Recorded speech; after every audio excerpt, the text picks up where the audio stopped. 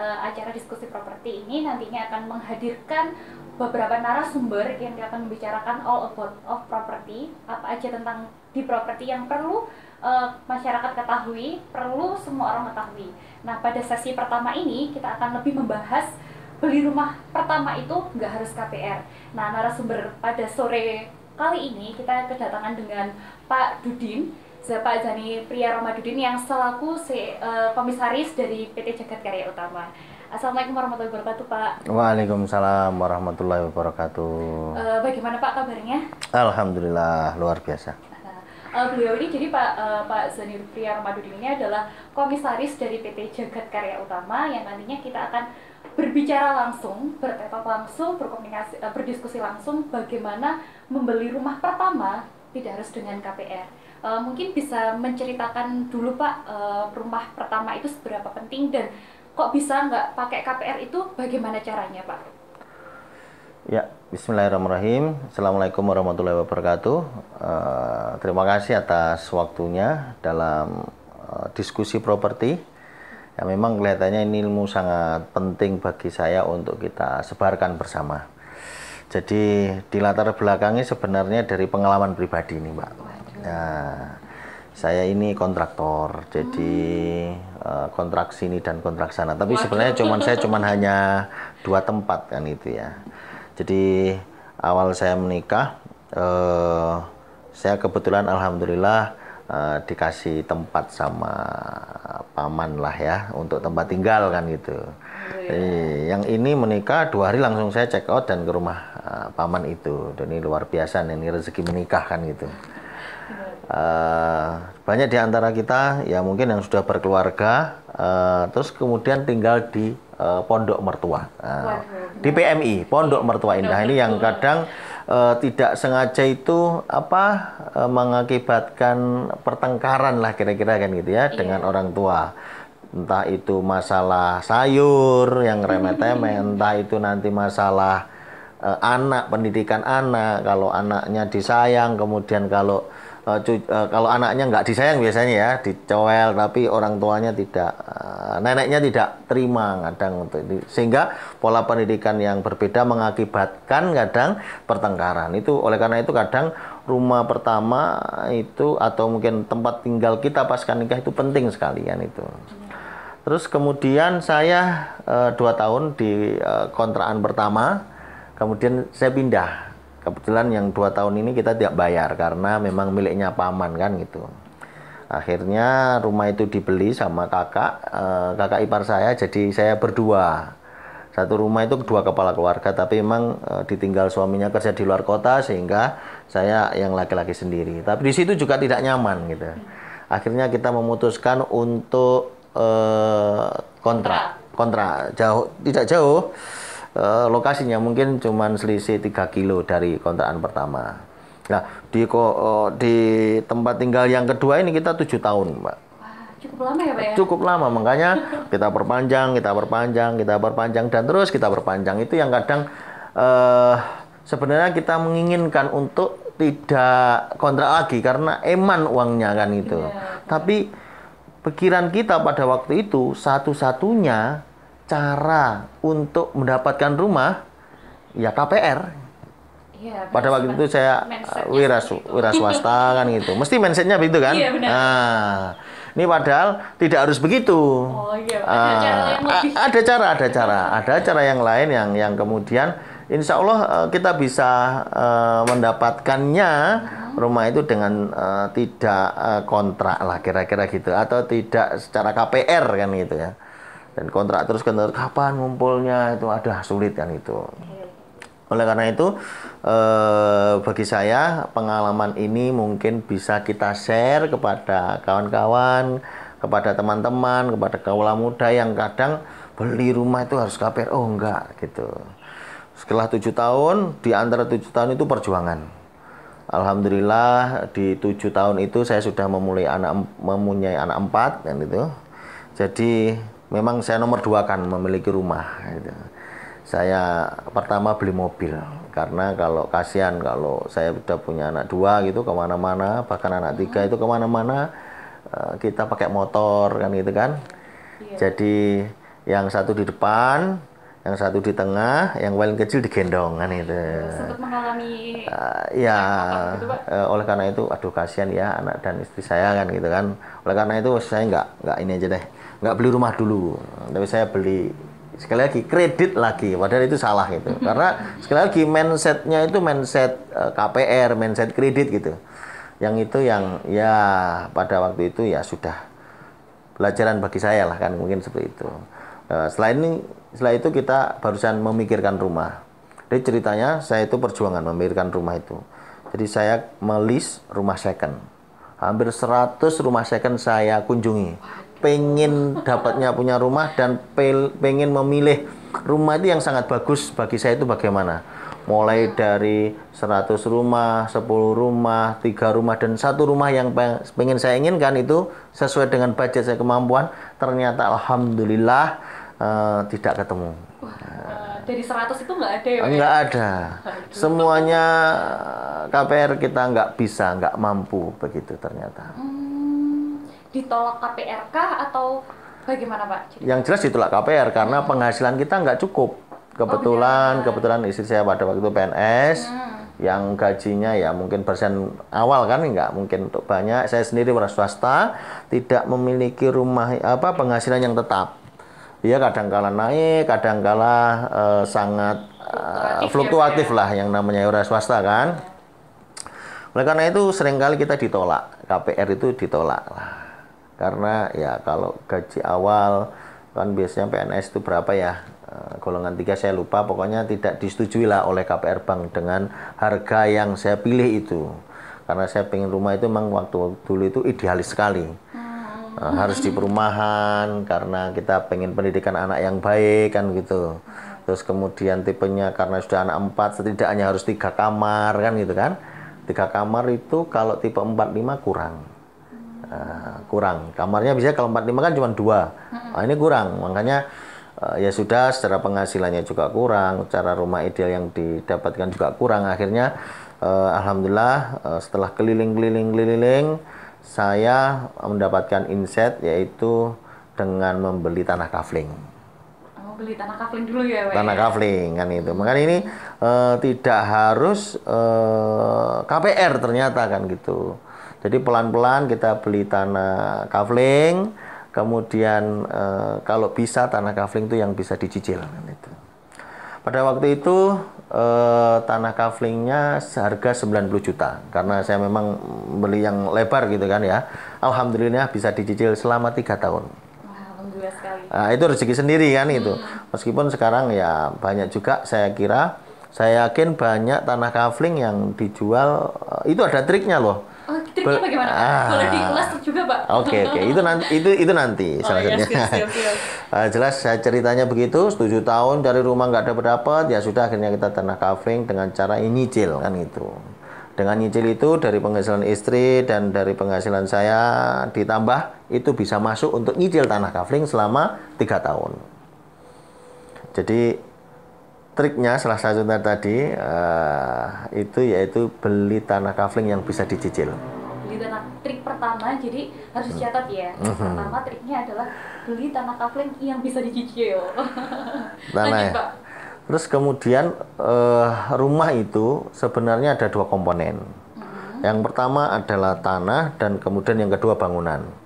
Setelah kita menemukan cara ya, kemana-mana kita KPR ditolak, penghasilan kurang, akhirnya kita menemukan memilah-milah, ternyata kita bisa beli tanah dulu, tidak usah bangunannya.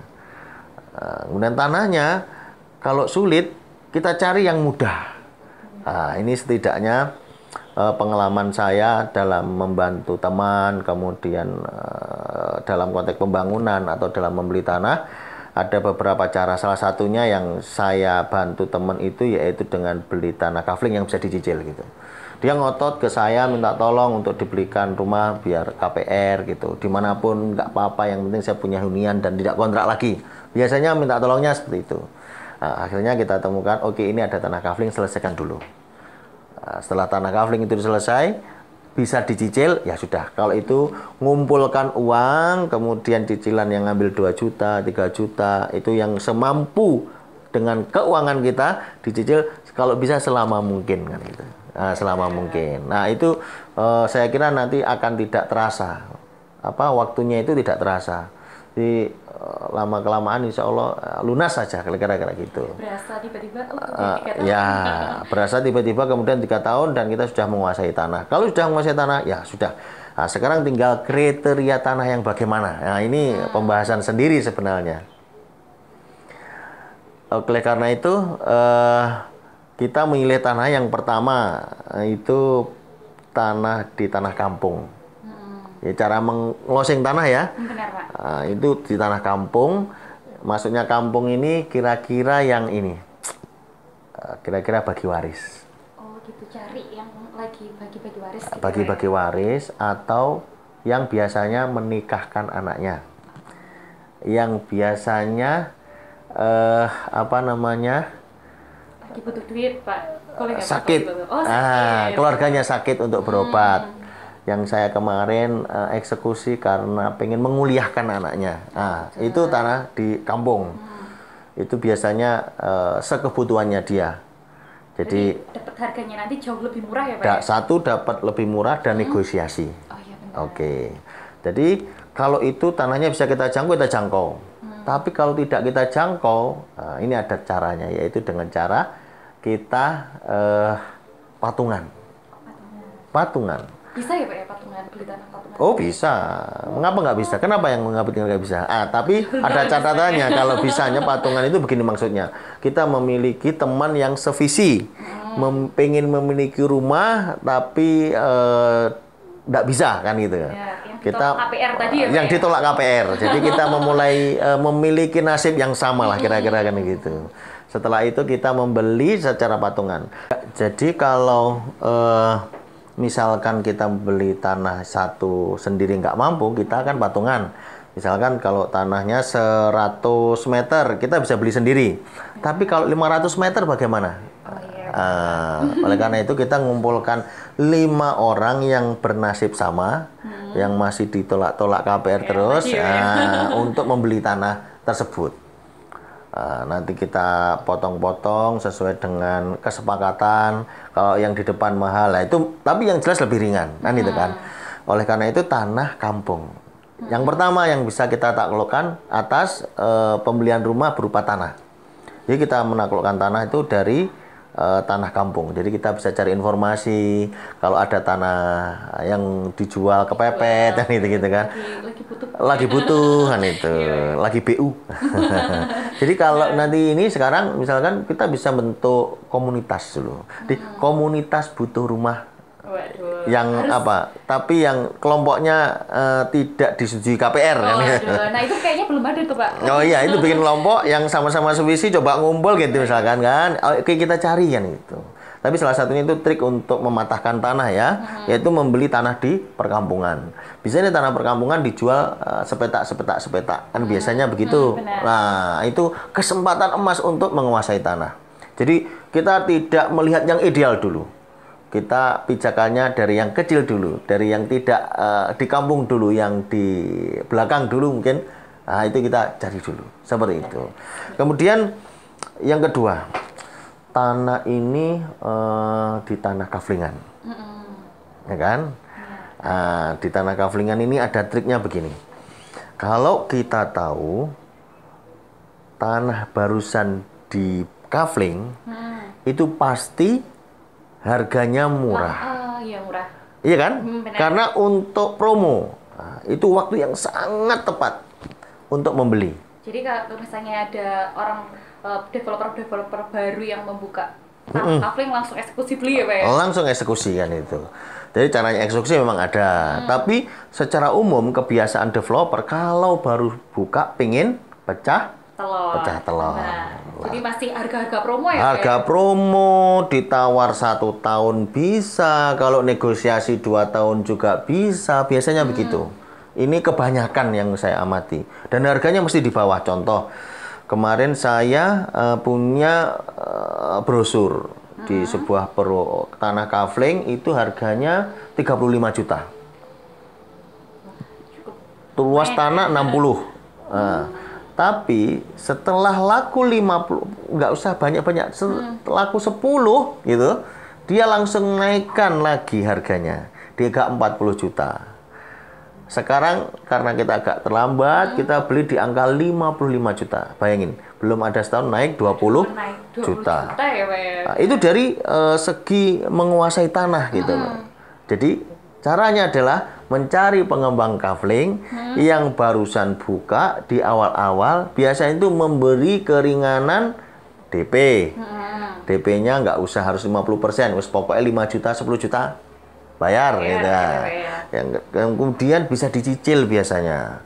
Pak, jangan dicicil 1 tahun dan Pak 2 tahun gitu. Akhirnya cicilannya murah. Kalau misalkan harga 35, cicilan DP-nya 50% berapa? 17.500.000. Sisanya dicicil 2 tahun. Berarti kalau 1 tahun, kalau 1 juta aja 224. Berarti di bawah 1 juta kan cicilannya kan? Iya, jadi para ya mungkin yang berpenghasilan masih belum bisa KPR, itu masih bisa mengeksekusi dong. Benar. Nah, itu cara yang kedua. Yang kedua Pak tadi ya Pak ya. Menaklukkan tanah di kampung, terus beli kaflingan yang baru open. Baru ya. open. Terus Pak selanjutnya? Nah, yang penaklukan tanah berikutnya biasanya ini memang developer lagi BU. Developer juga bisa BU ya Pak? Oh, ya? bisa. Bisa. Jadi biasanya dijual tanah saja. Jadi kalau misalkan cash flow nggak nutut, biasanya itu dijual tidak sekerta bangunan, tapi bisa juga tanahnya saja. Nah, itu tempat yang baik untuk membeli tanah itu. Kira-kira begitu. Ini untuk mencari tanahnya. Kemudian untuk mencari bangunannya, ya saya kira ada banyak yang harus kita bahas untuk mungkin bisa part berikutnya. Jadi sekarang ini masih tanah ya. Jadi pertama kita taklukkan tanah dan nanti kita taklukkan bangunan. Jadi caranya tanah tadi yang pertama. Jadi untuk penaklukan tanah tadi, yang senangkap saya dari obrolan kita tadi, untuk menaklukkan tanah itu yang pertama harus beli tanah di desa ya Pak ya, atau kalau enggak patungan sama teman yang senasib yang sama-sama di KPR tadi. Terus yang kedua berarti kita harus beli kafling di kaflingan yang baru open. Sehingga jadi dapat harga diskon, harganya jauh lebih murah dan bisa dicicil. Iya benar. Skemanya lebih fleksibel gitu ya Pak ya. Yang ketiga, berarti kita beli tanahnya itu di developer yang saat itu juga lagi butuh untuk menjalankan roda bisnisnya. Waduh, mantap sekali. Ya, triknya sungguh luar biasa dan benar-benar menarik. Nah, untuk pertemuan kali ini kita masih bahas bagaimana cara menaklukkan tanah. Nah, untuk sesi berikutnya kita bahas bagaimana penaklukan bangunannya. Begitu kan Pak ya? Betul. Saya siap nih untuk sesi berikutnya. Baik, terima kasih. Sampai jumpa. Jangan lupa like, subscribe, maupun komen di bawah ini ya. Terima kasih. Satu lagi, jangan lupa nyalakan lonceng biar tidak ketinggalan diskusi properti di hari berikutnya. Terima kasih.